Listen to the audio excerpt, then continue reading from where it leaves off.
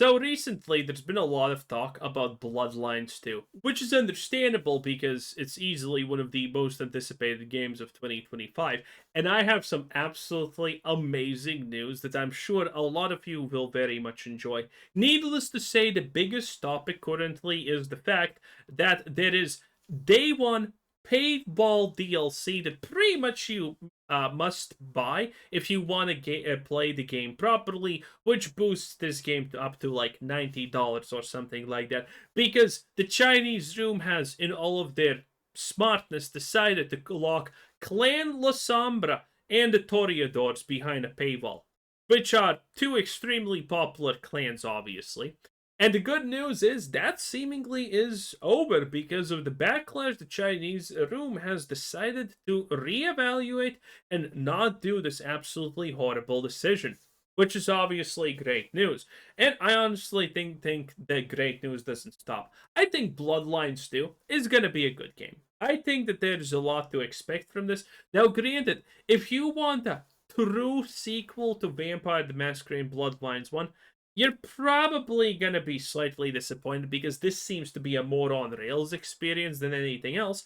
But, well, there's still going to be a lot of positives to this. And I personally am very, very excited for the opportunity to play a game where, well, you're a very powerful vampire, okay? It's a vampire power fantasy.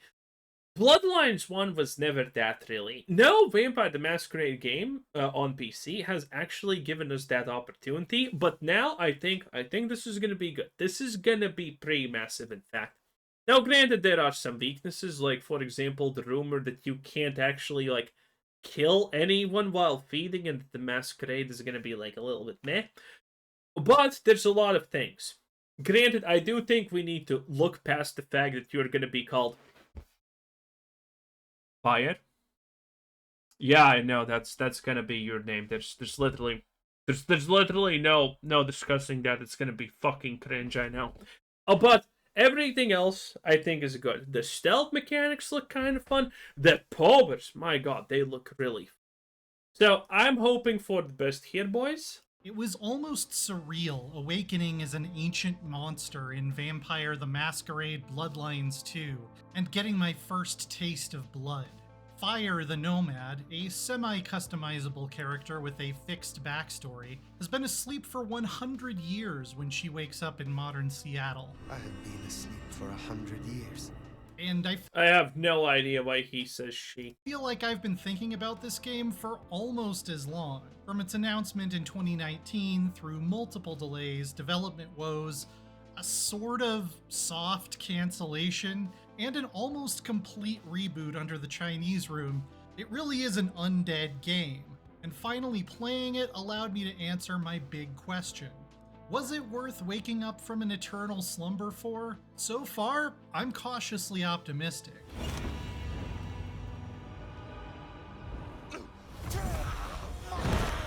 First things first, the Chinese Room is not the studio I would have drafted to make a sequel to one of the most beloved cult hit RPGs of the early 2000s. They made a name for themselves with what are sometimes disparagingly called walking simulators and linear first-person horror games like Amnesia, A Machine for Pigs, and Still Wakes the Deep. But this is genuinely a free-roaming open-world spectacle, albeit It's not that free roaming, but I don't think that that's gonna necessarily be the problem. on a modest-sized map once you get out onto the city streets. It's not just smoke and mirrors. I wasn't able to capture my own footage, by the way, and in the footage the developers sent over, they picked a different gender, clan, and disciplines from what I played with, so I won't be able to directly show off every power I'm talking about here. I was impressed with the level of freedom my vampire had to climb up utility ducts and fire escapes, leap from rooftop to rooftop, glide down moody alleyways, and of course, engage in the time-honored vampire tradition of dropping a very long way without taking any fall damage. It's not safe to do all of these things in front of Seattle's many mortal citizens though, as it will start to fill up a masquerade meter that can result in a game over if you hang around or leave too many. Yeah, so one of the big things that people are not gonna like, including myself, is the fact that the masquerade being broken is just instant game over, which is kind of stupid. Any witnesses. I found that system to be a bit too forgiving in the demo. You can chow down on someone in the middle of the street, and as long as you run away fast enough, you'll suffer no consequences. But it's nice to see a nod to one of the setting's most fundamental rules. Humans can't be allowed to know that vampires exist. Dropping in for a nice, sticky hemoglobin smoothie has two main purposes in Bloodlines 2. Yeah, the combat is going to be the real part here.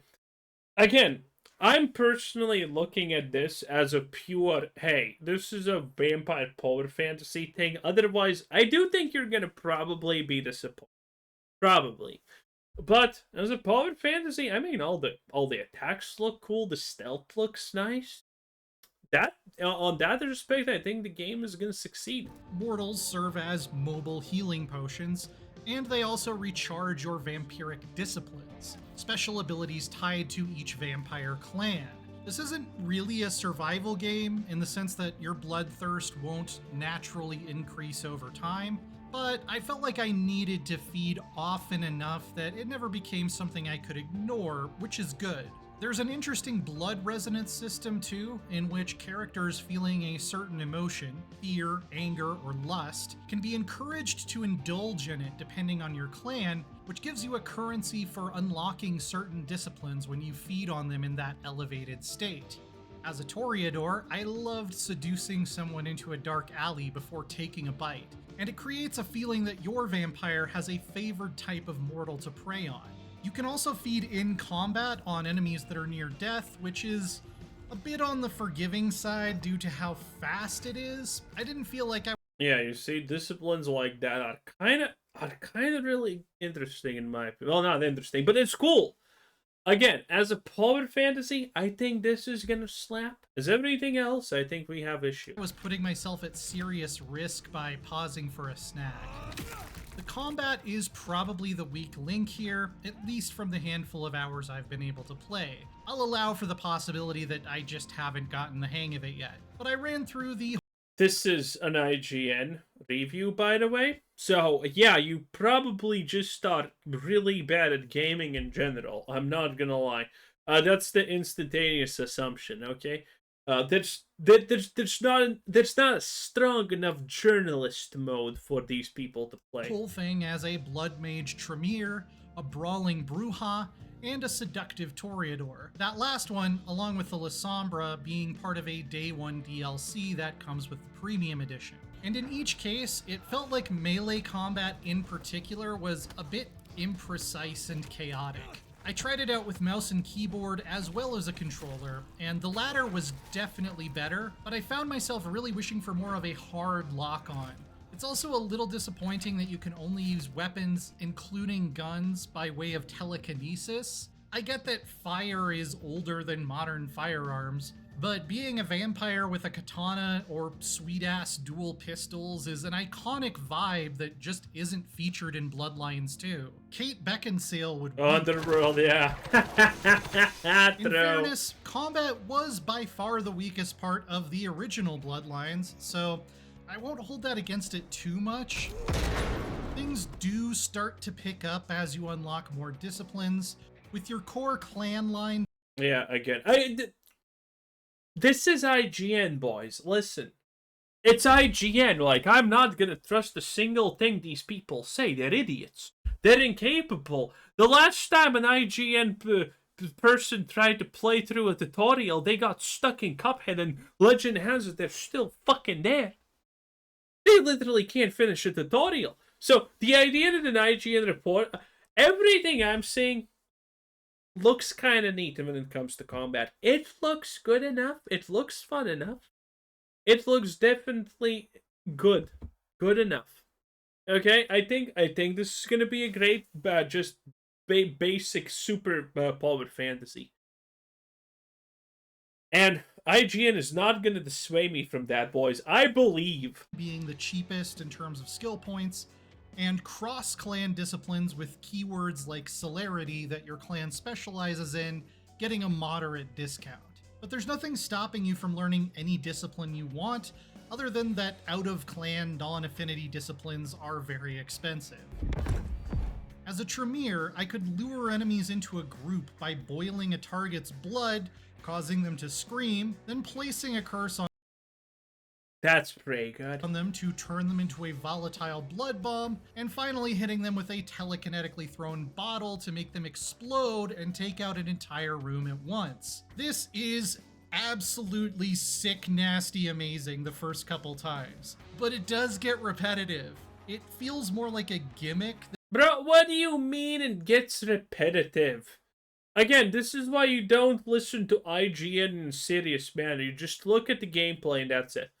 Like, the last time Dragon Veiled Age, the Veil God is like a 10 out of 10 for these people. In a play style after a little bit. The Brujah and the Toreador are a bit more like traditional melee fighters, which I ended up vibing with better in the long run. Toreadors also get a neat blink ability and the power to temporarily turn an enemy to your side with a kiss. Would you kill Detective for a cigarette? Where the Chinese room has always excelled, though, is in atmosphere, and there's no exception here. Neon-lit alleys, spooky warehouses, and decadent hotel suites are dripping with small details. I really applaud the way the reticle changes when exploring as well, letting you know that there are undiscovered secrets somewhere nearby without simply telling you where they are. That way, searching the dark I'm kind of a fan that you are allowed to, if you want to look for secrets, look for secrets. If you don't want to look for secrets, then don't. I'm not a fan when the game feels the need to, like, tell you, hey, look, go in that direction, you didn't go there, go in that direction. Nah, I like freedom. I don't like hand-holding. And again, this is going to be... I don't know why he started off with this is going to be an open world experience. Everyone has said that it's not going to be an open world experience. It is very much on rails. There's not that much to explore per se. So I'm wondering about that. corners is still a fun challenge, but I can also satisfy my inner obsessive completionist that when the circle turns back into a dot, I've found everything there is to find here. Just keep playing the game like you did and you'll be fine. The story is compelling and filled with memorable characters, as well as top-notch voice acting for the main cast. And what did you two discuss? We don't know at the start why Fire has suddenly been awakened, or what's up with the mysterious symbol on her hand limiting her powers. Oh, that is not my hand. But the Prince of Seattle has recently been assassinated, there's a loose cannon vampire sheriff ripping out spines, and, oh yeah, a Malkavian police detective living inside our head. I am... well, I was a vampire, like yourself. Fabian, who is every part the hard-boiled film noir hero until you notice the fangs, somehow ended up sharing Fire's brain meat. Certain flashback sequences are played from his perspective, technically making Malkavian the final playable clan. So far, these segments don't include combat. All of his disciplines are geared towards solving mysteries, like the ability to compel someone to tell him what they're leaving out of their testimony. I found these investigations to be an interesting change of pace. Overall, I didn't really know what to expect from Bloodlines 2, given the long-shadowed path it took to finally rest in my undead talons. But leading with a well-written and well-voiced mystery story that let me explore my urban hunting grounds with cool movement abilities. Okay. So, we don't know anything about the full... Well, we do know some stuff about the full story, I should say. But a linear story, but good enough? Hey, I'm not against getting a clear obscure Expedition 33, but in Vampire the Masquerade form, okay? I am definitely not against that. So, I like roleplay and I like freedom and I like options, but if this game is a vampire powered fantasy on rails with a good enough, interesting, compelling story, I'm fine with that. I am fine with that.